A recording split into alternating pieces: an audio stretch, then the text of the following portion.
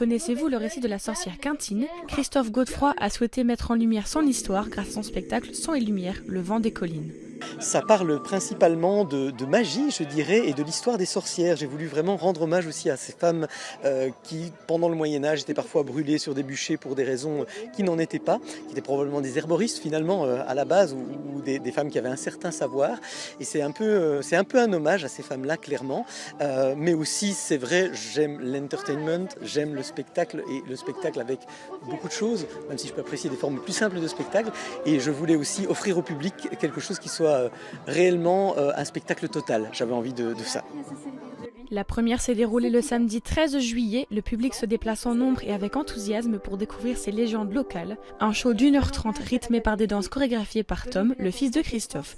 Les retours sont positifs et le public semble ravi. Oui, vraiment bien. Vraiment, c'était vraiment intéressant. Au-delà des légendes, au-delà vraiment des chants, des petites cascades, etc. Non, c'était vraiment sympathique.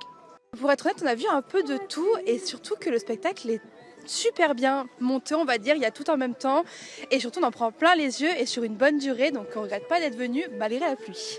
Des artistes incroyables, rien à dire. J'ai vu un superbe spectacle monté avec vraiment des bonnes idées, des beaux effets, avec des super artistes. J'ai vraiment apprécié le spectacle. Les artistes sont motivés et très heureux de faire partie de ce spectacle. De nombreux jeunes talents sont à découvrir sur scène. Le plaisir est contagieux entre les comédiens. Au fur et à mesure, on a marché. Au fur et à mesure. C'est un rôle que j'adore interpréter.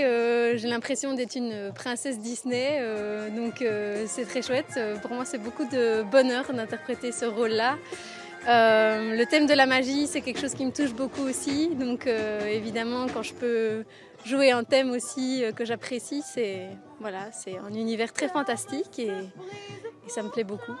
Des améliorations sont présentes à chaque représentation. Le Vent des Collines se jouera au château jusqu'au dimanche 21 juillet inclus.